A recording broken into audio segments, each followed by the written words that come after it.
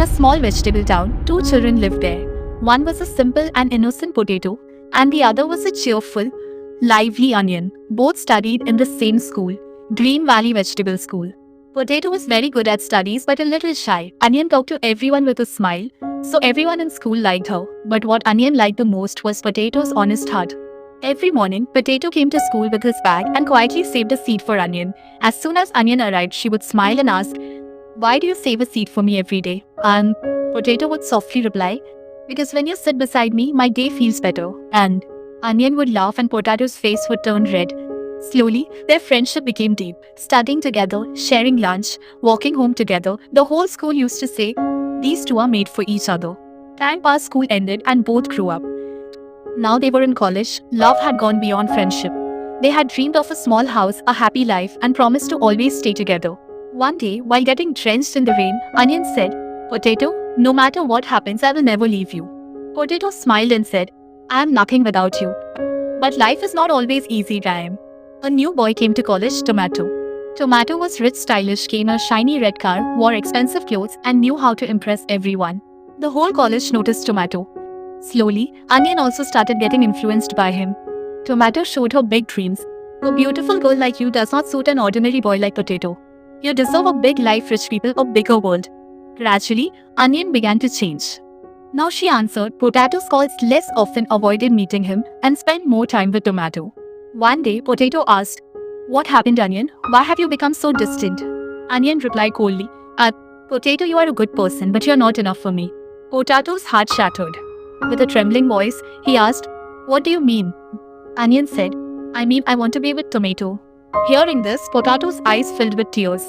The girl for whom he had built dreams was leaving him. Onion left. Potato was alone.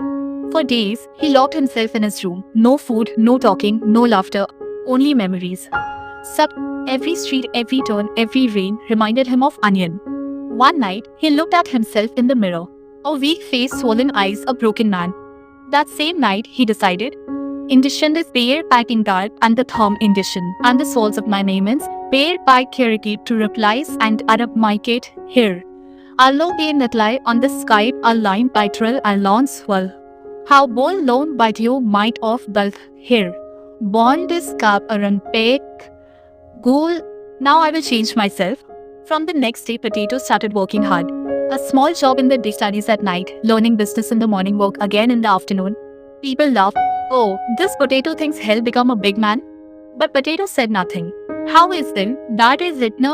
Harris is one of the Burin Pai, that is like, how did Aragrams and any the Surya and this current stater. How it is called, Aris is done copying ball from the fly in died. Aris is in bunzelt. How this ball sup is ham the hard as well." He silently kept working hard. Years passed. He started a small food supply company. Then a shop, then a factory, then branches in many cities. Now his name was everywhere. People said, "Mr. Potato, the king of the vegetable industry." The one who was once called ordinary had now become the owner of millions.